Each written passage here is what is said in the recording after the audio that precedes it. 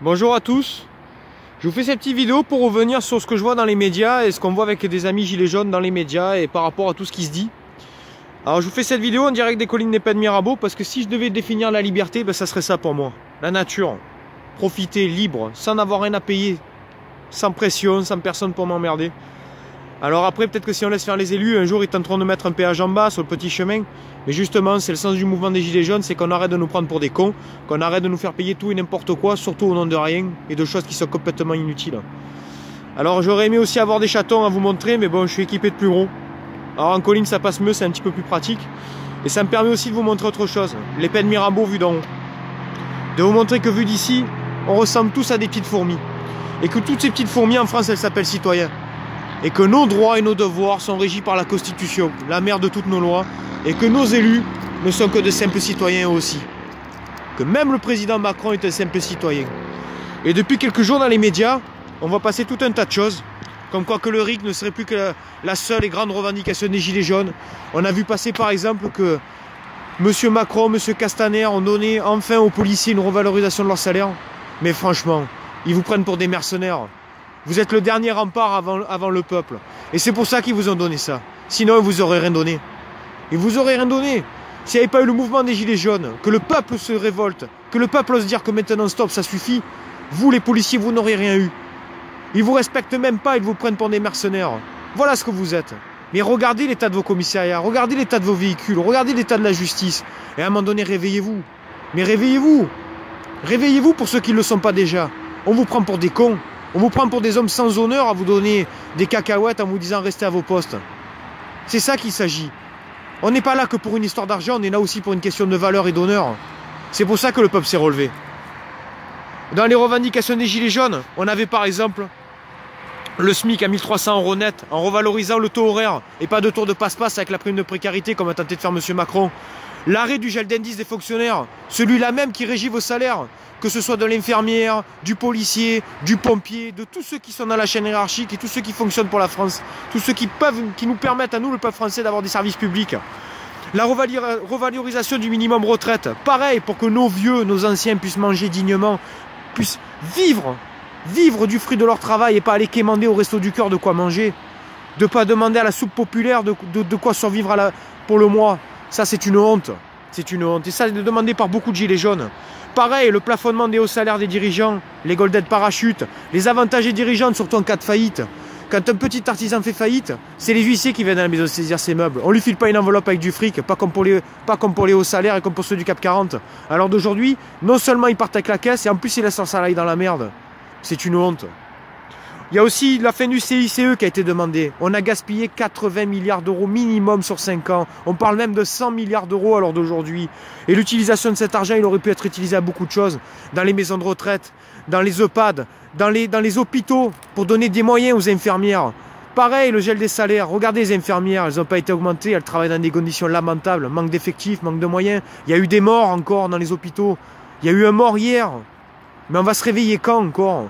Quand est-ce que nos politiques vont enfin prendre le taureau par les cornes? Et notre ministre qui nous dit, mais non, mais vous savez, c'est peut-être parce qu'il y a un dysfonctionnement. Mais dysfonctionnement, quand vous travaillez à 10 dans un service pour faire tourner un service entier, mais comment voulez-vous qu'il n'y ait pas de dysfonctionnement? Le dysfonctionnement, il vient d'en haut. On parle de santé, il nous parle de comptabilité. Mais arrêtez, tout le but est là, c'est de nous faire passer dans le service privé, de casser nos services publics, et c'est une honte. Cet argent-là, il aurait pu être utilisé pour vous, messieurs les policiers, pour vos commissariats. Pour vos commissariats, comment voulez-vous faire la chasse aux voleurs quand vos voitures à 300 000 km? On est là aussi pour la remise à plat de la politique fiscale générale, que les grandes entreprises françaises et étrangères sur le sol français, comme les plus petites, soient à égalité devant les impôts, devant les charges, et avec la fin du RSI, devant le régime de sécurité sociale. J'en ai un exemple concret sous les yeux. L'usine en blanc, c'est Coca en bas. Coca en France négocie ses charges, négocie ses impôts. Un petit artisan de quartier, lui, il négocie rien du tout. Il paye plein gaz. Il paye 30% d'impôts en moyenne quand les grandes sociétés n'en payent que 5%. Pareil pour Carrefour. Carrefour se gave avec le CICE. Carrefour négocie ses charges. Comment voulez-vous qu'un artisan du coin... Regardez le nombre d'épiciers qu'on fermé. On n'a plus d'épiciers dans nos rues. Pourquoi? Parce que les grandes surfaces ont l'avantage. Les grandes surfaces peuvent négocier leurs impôts. Et il a été là tout le bas de notre faiblesse fiscale. C'est que derrière, on a favorisé les gros au détriment des petits. Pareil, le français, c'est pas qu'il ne veut pas payer d'impôts. C'est qu'il demande un impôt plus juste. Le français, ça ne me dérange pas. Mais à un moment donné, franchement, quand les grands et les gros se gavent et qu'on leur enlève l'ISF, c'est de l'injustice. Et c'est pour ça que les Français veulent que les législatives soient remis. Ce n'est pas qu'une question de symbole, c'est une question de justice fiscale. Que les plus petits ne payent pas d'impôts parce qu'ils sont déjà assez dans la merde comme ça et que les gros qui peuvent payer de l'impôt, ils en payent. Au nom de la solidarité. Pareil, l'interdiction de vendre les biens appartenant à la France. Les biens qui appartiennent à la France et qui rapportent de l'argent à l'État français. C'est-à-dire les barrages, les aéroports, avec la renationalisation complète des entreprises et secteurs stratégiques. L'EDF, le GDF, la Poste, la SNCF, les autoroutes. D'ailleurs, sur ce sujet, je vous invite à consulter des vidéos comme celle de Osons causer, scandale autoroute. Et vous comprendrez en 6 minutes de quoi il est question ici. Pareil sur les réformes de la justice. On demande le arrêt et le retour en arrière sur les réformes de la justice qui ont démantelé notre système de justice et qui ont fait qu'aujourd'hui, le fort est puissant et le faible n'est rien face à la justice. Regardez Jérôme Cahuzac, les yeux dans les yeux. Et aujourd'hui, il ne va même pas en prison. Ou pire, il est en train de devenir un simple médecin en Corse alors que le personnage n'a même pas fait une seule journée de prison pour les crimes qu'il a commis. Pareil pour les Balkany, 30 ans. 30 ans de politique, où ils s'en sont mis plein les poches et qui n'ont même pas peur d'aller en prison. Pourquoi? Mais parce qu'ils n'iront jamais en prison. Par contre, aujourd'hui, faites ne serait-ce qu'une bêtise dans la rue. Et si vous n'avez pas les moyens de vous payer les mêmes avocats ou les mêmes combines, ou vous ne connaissez pas le juge, vous irez en prison. Vous irez en prison. Et pour ceux qui n'y vont pas, c'est parce qu'il n'y a pas assez de place en prison. C'est pareil, ça fait partie de la faiblesse de notre justice. Alors d'aujourd'hui, nos prisons sont dans un état lamentable. Et on aurait pu mettre de l'argent depuis des années dedans. Depuis des années. Et c'est ce qui est demandé par pas mal de gilets jaunes. Pareil, la remise du crime de haute trahison dans la Constitution française, du président de la République. Pourquoi? Parce qu'à l'heure d'aujourd'hui, le président n'a pas le droit de signer des traités contre la volonté du peuple. En 2005, nous avons voté non au référendum et ça a été mis quand même. C'est une honte, c'est une trahison envers le peuple. Pareil quand il signe des traités qui enlèvent de la souveraineté du peuple au profit de l'Europe. C'est illégal, c'est contre la volonté du peuple et contre la Constitution. Parce que le président est le garant de nos institutions, garant de l'indépendance et garant de la force du peuple en France. Pareil, beaucoup de gilets jaunes demandent la fin de la politique d'austérité, l'abrogation de la loi 1973, dénonciation de l'article 123 du traité de Lisbonne. Traité qui, à l'heure d'aujourd'hui, fait que nous sommes obligés de passer par des banques privées pour financer nos déficits et non plus par les banques centrales. Nous finançons des actionnaires des banques, nous gavons les banques. Je vous incite à aller regarder des vidéos simples, tapez « Comprendre la dette publique » sur Internet. Et vous avez des vidéos de 10 minutes qui vous expliquent que depuis plus de 40 ans, nous sommes pris pour des cons. Pareil. Qui est contre le RIC? Personne. Le RIC serait un formidable outil. Ça a été demandé par beaucoup de gilets jaunes et c'est normal. On pourrait voter des lois, demander des lois, abroger des lois, virer des personnes qui ne sont plus favorables au peuple et qui se permettent d'être là uniquement pour leurs intérêts personnels, de pouvoir modifier la Constitution. Ça, on le demande. Mais ce n'est pas la seule demande des revendications des gilets jaunes. Et c'est pour ça que j'ai fait cette vidéo. Parce qu'à un moment donné, on nous prend pour des cons, on nous manipule. Et c'est une honte. Pareil, la fin des avantages présidentiels à vie. Des avantages des élus qui ne correspondent pas au cadre de leur mission. Les frais d'obsèques, les HLM. Et encore, quand je vous dis HLM, je ne vous parle pas du HLM du quartier. Hein. On parle des HLM dans les beaux quartiers de Paris. D'ailleurs, on se demande même comment ils ont pu être appelés HLM. Pareil, la création d'un organisme de contrôle par tirage au sort, avec moitié pour citoyens, moitié des fonctionnaires. Que cela permette de contrôler les abus, les conflits d'intérêts, le manquement au devoir et à la fonction, et surtout de contrôler les frais des élus. D'arrêter ces enveloppes de 3 000 € sans contrôle. Quand nous payons des impôts, nous devons amener des justificatifs que nous devons garder plusieurs années. Nous devons prouver notre beau-foi aux impôts. Nous devons, faire la preuve de nos frais. Les élus doivent faire de même. C'est une simple mesure d'égalité avec le simple citoyen en bas. Pourquoi nous serions soumis à un contrôle accru de nos frais, de tout ce que nous dépensons, et les élus ne feraient rien, sans surveillance, se gaveraient en plus? Non. Ça, les citoyens l'exigent et le demandent, l'égalité.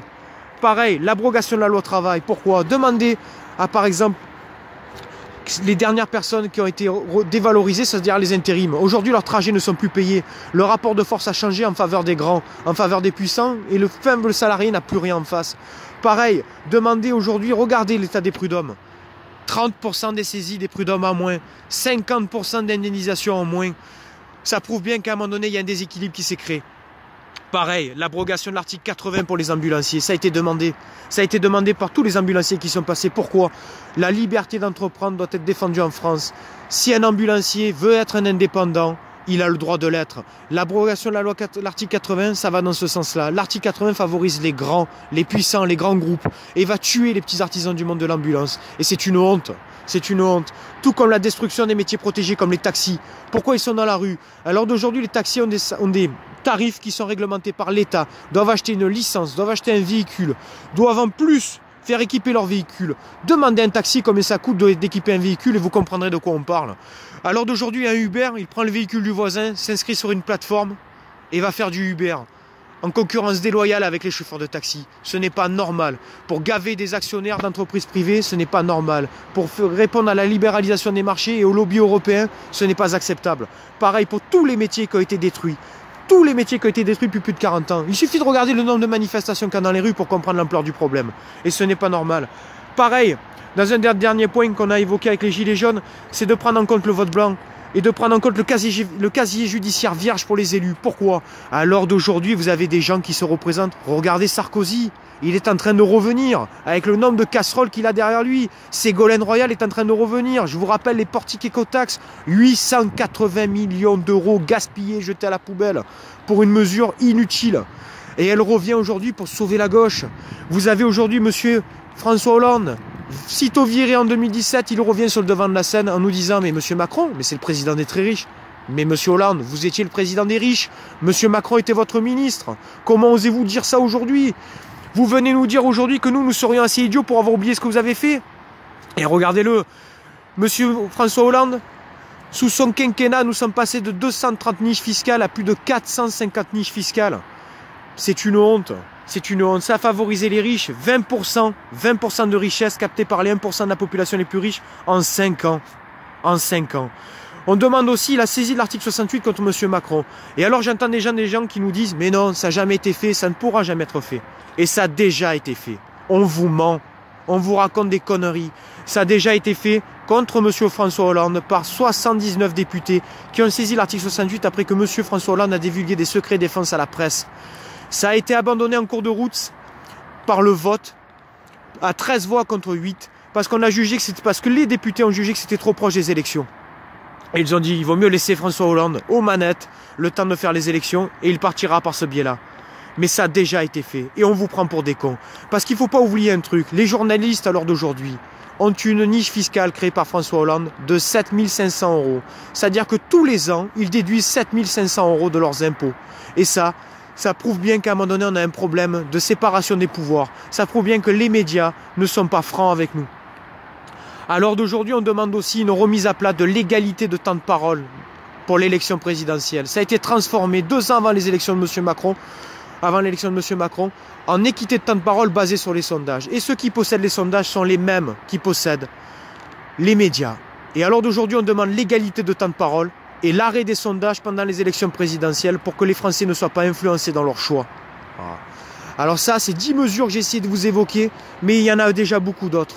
Il y en a beaucoup d'autres parce qu'il y a 40 ans qu'on nous prend pour des cons. Et alors d'aujourd'hui, j'en appelle aux policiers, j'en appelle à tous les citoyens qui ne se sont pas, entre guillemets, déjà mis un gilet jaune, mais regardez.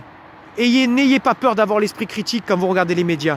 N'ayez pas peur d'aller chercher de l'information sur Internet auprès de chaînes qui sont faites soit par des citoyens, soit par des journalistes libres. Je pense à Élise Lucet, qui aujourd'hui on tente de la faire taire alors qu'elle fait des reportages de grande qualité pour nous avertir que l'on nous prend pour des cons. Je pense à Demos Kratos sur Facebook et sur YouTube, qui est une chaîne qui nous avertit des dérives de l'Europe et des dérives de la démocratie. Je pense à Osons Causer, qui vous parlera mieux que moi des lobbies européens et de leur influence, qui fait une chaîne depuis des années pour nous avertir que l'on nous prend pour des cons, qu'on nous ment, qu'on nous bafoue. Et aujourd'hui, c'est pas parce qu'on vous donne des cacahuètes, messieurs les policiers, qu'il faut pas oublier toutes ces années où vous avez vu la situation se dégrader dans les quartiers, où vous avez vu la justice manquer de respect aux citoyens, aux victimes. Regardez une victime à l'heure d'aujourd'hui, elle a beaucoup moins de droits que l'auteur du crime. L'auteur du crime a un avocat payé d'office, la victime doit payer d'avance son avocat, doit payer les experts, les médecins experts de sa poche, en espérant être remboursé derrière. On a eu le cas il y a quelques années où un violeur, la victime se fait violer et elle apprend quelques temps après que par hasard, que son violeur habite 3 étages au-dessus d'elle et c'est elle qui a dû déménager. On a eu bon nombre d'exemples dans la justice où les victimes ont été bafouées et leurs droits jetés à la poubelle. Pour un simple fax, on a eu des prisonniers libérés. On a aujourd'hui des commissariats qui ne sont bons qu'à taper des procédures. Et encore, le temps de taper la procédure, les gars sont déjà dehors. C'est une honte. On nous prend pour des cons. On nous manque de respect. Et par exemple, pour l'article 68, je vous dis une seule chose. Macron se réfugie derrière 90 cartes de CRS en nous disant « Venez me chercher. Venez me chercher ». Il n'y a pas besoin d'aller chercher M. Macron. On a tous dans nos circonscriptions des députés et des élus.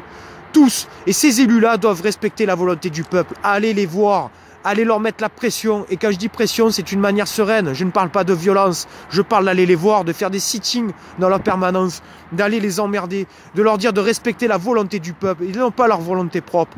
Nous sommes le peuple. Vous êtes le peuple. Chacun d'entre nous fait partie du peuple. Et notre volonté doit être respectée. On a trop longtemps bafoué le peuple français. Et le peuple français a courbé les chines. A pensé à un moment donné qu'il était dans les cordes du ring.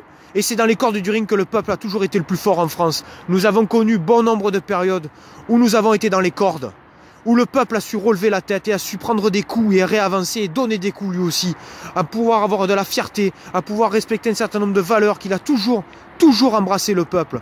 Les valeurs d'indépendance, de justice, de liberté, d'équité et d'égalité entre les hommes. Et ça, nous ne devons pas les laisser bafouer. Nous voulons vivre en fraternité dans le respect de nos règles, de nos égalités. Et alors d'aujourd'hui, le peuple se doit de se relever, de dire maintenant stop. Stop, messieurs les élus. Vous vous êtes assez gavés sur notre dos. Et alors d'aujourd'hui, le peuple va se relever, va vous faire mal, va vous dire que maintenant ça suffit, que l'Europe n'est pas notre gouvernance. Ce n'est pas nous qui avons décidé d'aller en Europe, c'est vous, messieurs les élus. C'est vous qui nous avez guidés depuis le traité de Lisbonne dans la merde. Qu'aujourd'hui, la Commission de Bruxelles ne nous respecte plus. Et qu'aujourd'hui, le peuple a décidé, le peuple français a décidé de récupérer son indépendance et de récupérer tous ses droits et de vivre en égalité. Que du plus fort jusqu'au plus faible, nous soyons tous au même niveau. Que nos vieux puissent vivre dignement. Que nous puissions vivre dignement du fruit de notre travail. Et qu'il est honteux, mais il est même inacceptable qu'à l'heure d'aujourd'hui on nous dise mais on va vous taxer, messieurs, et vous allez devoir subir, vous allez devoir courber les chines, et nous allons privatiser tout votre pays, et vous allez être dans la merde parce que nous allons nous barrer avec le pognon. C'est hors de question et c'est lamentable. Et c'est pour ça que j'en appelle au peuple en entier, quel qu'il soit, d'un quartier, au fin fond de sa campagne, au milieu de la ville, je m'en fous. Nous sommes tous le peuple plein et entier, et nous avons tous des droits, et nous avons, même si nous avons des devoirs, nous avons tous des droits à faire respecter. Et que ces droits ne sont pas acquis, ces droits nous devons nous battre, et nous devons les conserver par la force.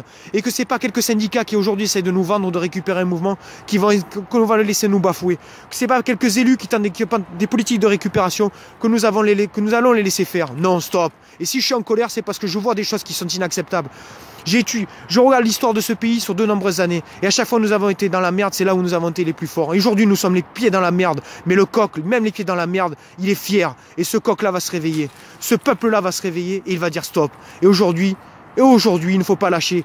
Mai 68 a duré plus de 6 mois. La Révolution française a duré plus de 10 ans. Et s'il le faut, je pense que le peuple français est capable de durer et de lutter pendant des mois. Mais maintenant, luttons. Luttons pour nos droits et arrêtons de nous faire manquer de respect. Et arrêtons de nous faire bafouer. Et arrêtons de nous faire prendre pour des cons quand on nous jette des cacahuètes et qu'on nous dit mais les gars, c'est bon, je vous ai donné des miettes. Contentez-vous-en. Maintenant, stop. Nous voulons récupérer la France au nom du peuple. Au nom du peuple.